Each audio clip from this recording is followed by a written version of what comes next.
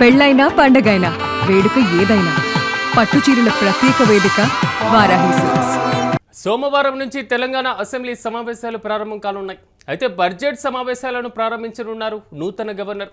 ఉదయం 11:45 గవర్నర్ శివప్రతాప్ శుక్లా ప్రసంగం ఉండబోతుంది. ఈ నేపథ్యంలో విపక్ష నేత కేసీఆర్ రాకపోయినా మాత్రం ఉత్కంఠ కొనసాగుతూనే ఉంది. గవర్నర్ ప్రసంగం నేపథ్యంలో సభకు కేసీఆర్ హాజరవుతారు అనేటువంటి ఊహాగానాలు కూడా వ్యక్తమవుతున్నటువంటి పరిస్థితి కనబడుతుంది. గత కొంతకాలంగా ప్రతిపక్ష నేత సభకు రావడం లేదు. ప్రభుత్వం తీసుకున్నటువంటి విధానపరమైనటువంటి నిర్ణయాలను సభలో ప్రశ్నించడం లేదు. సో ప్రభుత్వానికి సలహా ఇవ్వడం లేదు. సో ప్రతిపక్ష నేత కేవలం ఫామ్ హౌస్కి మాత్రమే పరిమితమయ్యారు అనేటువంటి పలు ఆరోపణలను కూడా కేసీఆర్ ఎదుర్కోవడం జరిగింది. కేవలం సభలో బీఆర్ఎస్ పార్టీకి చెందినటువంటి ఎమ్మెల్యేలు, సో మాజీ మంత్రులు హరీష్ రావు, కేటీఆర్ వీరిద్దరు మాత్రమే సభలో ప్రసంగించడం, సో ప్రభుత్వ విధానాలను ప్రశ్నించడం లాంటి చర్యలు చేస్తున్నటువంటి నేపథ్యంలో కేసీఆర్ శాసనసభకు హాజరవుతారా లేదా అనేటువంటి ఊహాగానాలు ప్రతి సెక్షన్స్లో కూడా కనబడుతున్నటువంటి పరిస్థితి. అయితే ఈసారి బడ్జెట్ సమావేశాలకు కేసీఆర్ హాజరవుతారా అనేటువంటి ఊహాగానాలు కూడా తెరదించేటువంటి పరిస్థితి, రేపు క్లారిటీ వచ్చేటువంటి అవకాశం కనబడుతున్నాయి. అయితే దీనికి సంబంధించి మరింత సమాచారం మా ప్రతినిధి సతీష్ లైవ్లో అందిస్తారు.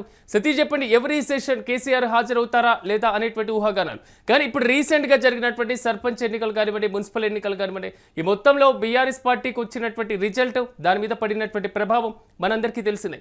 ఈ నేపథ్యంలో ఈసారి సెషన్స్కు కేసీఆర్ హాజరవుతారా అనేటువంటి ఊహాగాన ఒక పెద్ద ప్రశ్న, $1 మిలియన్ ప్రశ్నగా మిగిలిపోతున్నటువంటి పరిస్థితి కనబడుతుంది. ఎలా చూడాలంటారు? రీసెంట్ అప్డేట్స్ ఏంటి?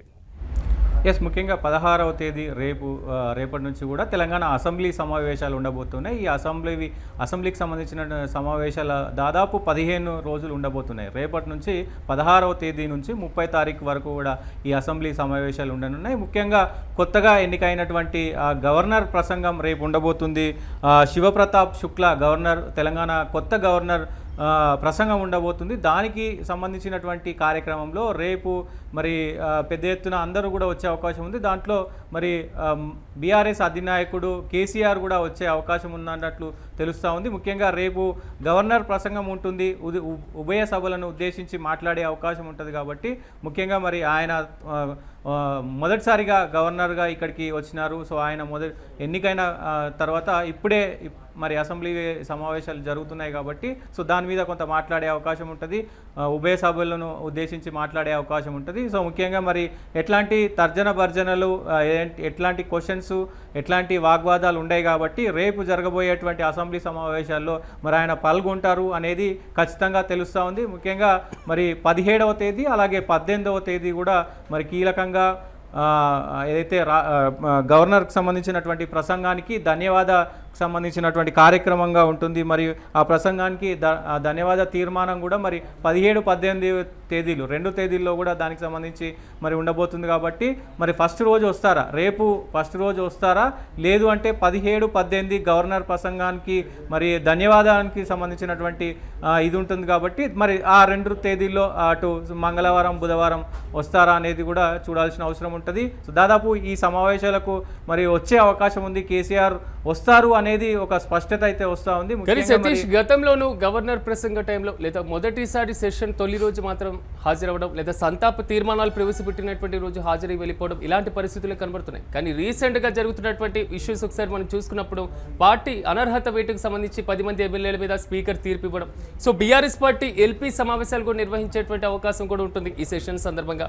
సో కేసీఆర్ ఈసారి తప్పనిసరిగా రావాలనేది మాత్రం గతం నుంచి వినబడుతున్నటువంటి మాట. సో క్లారిటీ ఎప్పటి వరకు వచ్చేటువంటి ఛాన్స్ ఉంటుంది అనుకోవచ్చు? డెఫినెట్గా మరికొద్ది క్షణాల్లో బీఆర్ఎస్ నుంచి ఒక స్పష్టత వచ్చే అవకాశం ఉంది. దాంతోపాటుగా ఈ మధ్యకాలంలో జరుగుతున్నటువంటి పొలిటికల్ ఈక్వేషన్స్ అన్నీ కూడా ప్రస్తుతం దాదాపు కాంగ్రెస్ ప్రభుత్వం వచ్చి 2.5 సంవత్సరాలు అయింది. మరి ఈ 2.5 సంవత్సరాలు ఎక్కడ కూడా మరి ఆయన పెద్దగా పార్టీకి కొంత సమయం ఇవ్వాలి, కాంగ్రెస్ పార్టీకి కొంత సమయం ఇవ్వాలనుకున్నారు. సో గతంలో కూడా అదే చెప్పినారు. గతంలో వస్తానని చెప్పినా మరి రాని పరిస్థితి అయితే ఉంది. ఇప్పుడున్న పరిస్థితులు, సర్పంచ్ ఎన్నికలు గెలిచిన తర్వాత దాదాపు 4,000 మంది సర్పంచ్ గెలిచిరు. మున్సిపాలిటీలలో కూడా దాదాపు 17 మున్సిపాలిటీలను బీఆర్ఎస్ కైవసం చేసుకుంది. సో ఈ అంశం బీఆర్ఎస్కి కలిసి వచ్చే అంశం. దాంతోపాటుగా ఏదైతే ఈ మధ్యకాలంలో జరుగుతున్నటువంటి ఈ 10 మంది ఎమ్మెల్యేలకు సంబంధించినటువంటి ఇష్యూ కావచ్చు, మొత్తం కూడా 10 మందికి క్లీన్ చిట్ ఇవ్వడం కావచ్చు, ఇదంతా కూడా మరి బీఆర్ఎస్ ఎల్పీ మీటింగ్లో మాట్లాడే అవకాశం ఉంటుంది. దాంతోపాటు రాష్ట్రంలో జరుగుతున్నటువంటి కీలక అంశాలపైన వెలుగుమట్ల అంశం కావచ్చు, మూసీకి సంబంధించినటువంటి అంశం కావచ్చు, మూసీ గాంధీ సరోవర్కి సంబంధించినటువంటి అంశం కావచ్చు, కృష్ణా గోదావరికి సంబంధించినటువంటి అంశాలపైన కావచ్చు, అలాగే రాష్ట్రంలో జరుగుతున్నటువంటి అన్ని అంశాలపైన కూడా చర్చించే అవకాశం ఉంది. అటు నిరుద్యోగుల అంశాలపైన మాట్లాడే అవకాశం ఉంది. ఇవన్నీ కూడా ఆయన కీలకంగా మాట్లాడనున్నారు. అందరికీ రైతులకు ఇస్తున్నటువంటి ఏదైతే రైతులకు రైతు భరోసా మరి ఇప్పటి వరకు రాని పరిస్థితి, జనవరిలో వస్తుంది అనుకున్నారు, ఇప్పటి వరకు కూడా మరి రాని పరిస్థితి ఉంది. దానిపైన కూడా మాట్లాడే అవకాశం ఉంది. మొత్తం కూడా రాష్ట్రంలో అసలు ఏం జరుగుతుంది, ఈ 2.5 సంవత్సరాల నుంచి కూడా ఏమి లోటుపాట్లు ఉన్నాయి, అసలు కాంగ్రెస్ ప్రభుత్వం ఏమి చేస్తానని చెప్పింది, ఏం చేస్తుంది, అసలు ఏం జరుగుతుంది, ఇటు ఒకవైపు రియల్ ఎస్టేట్ అంతా పడిపోయింది. సో ఇట్లా ఇవన్నీ అంశాలపైన మరి వాళ్ళు సుదీర్ఘంగా మాట్లాడే అవకాశం ఉంది. ఎల్పీ సమావేశాలు పెట్టుకున్న తర్వాత అసెంబ్లీలో దాదాపు ఈ అంశాలపైన కూడా మరి కేసీఆర్ ఒకవేళ మాట్లాడే అవకాశం ఉంటుంది. మరి ముఖ్యంగా వస్తాడా రాడా, కేసీఆర్ గారు వస్తారా రారా అనేది మరి చూడాల్సిన అంశంలో ఇది పరిగణంగా ఉంది. ఇప్పటికే ఇటు అధికారంలో ఉన్నటువంటి కాంగ్రెస్ నాయకులు అందరూ కూడా కేసీఆర్ సభకు రావాలి అంటూ కూడా అందరూ చెప్తున్న పరిస్థితి అయితే ఉంది. మేము ఆయనకు సంబంధించినటువంటి గౌరవం ఎక్కడ కూడా భంగం కలగకుండా చూసుకుంటాము. ఎవరం కూడా ఆయన పైన ముఖ్యంగా మరి ఎలాంటి వ్యాఖ్యలు, అనుచిత వ్యాఖ్యలు చేయమంటూ కూడా ఇటు బీజేపీ నుంచి అయినా ఇటు ప్రభుత్వం అయినా చెప్తా ఉంది. ఆయనకు ఎలాంటి ముఖ్యంగా సభలో కేసీఆర్కి ఎలాంటి భంగం కలగకుండా మేము చూసుకుంటామంటూ కూడా స్వయంగా రేవంత్ రెడ్డి మరి ఆయన ప్రకటించారు. సో లాస్ట్ టైం వచ్చినప్పుడు ఆయన కరచలనం కూడా చేసిన పరిస్థితి ఉంది.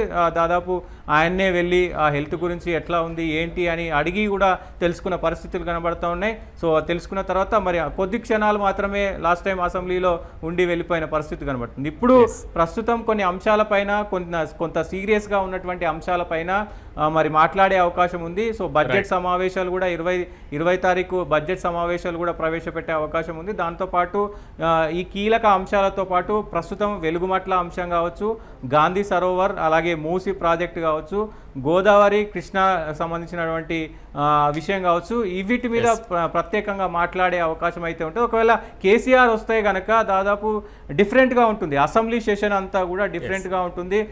ఈ 2.5 సంవత్సరాలు వేరు. ఇప్పుడు కేసీఆర్ నిజంగా అసెంబ్లీకి వస్తే కనుక ఇప్పుడు జరగబోయే ఈ అసెంబ్లీ సమావేశాలు వేరు అనేలాగా కంపల్సరీగా ఉంటుంది. ఎందుకంటే ఆయనకున్నటువంటి పట్టు కావచ్చు, ఆయనకున్నటువంటి మొత్తం కూడా ఏదైతే అన్ని విషయాలపైన ఆయనకు అవగాహన ఉంటుంది కాబట్టి మరి ఇటు నీటిపారుదల విషయమైనా మరి అటు ఇంకా వేరే విషయాల్లోనైనా గట్టి పట్టు ఉంటుంది కాబట్టి వీళ్ళిద్దరు కూడా ఇటు హరీష్ రావు కేటీఆర్ కాకుండా ఒకవేళ కేసీఆర్ వస్తే నేరుగా కేసీఆరే మాట్లాడే అవకాశం మరి ఎంతవరకు ఉంటుంది ఏంటి అనేది కూడా చూడాల్సిన అవసరం ఉంటుంది.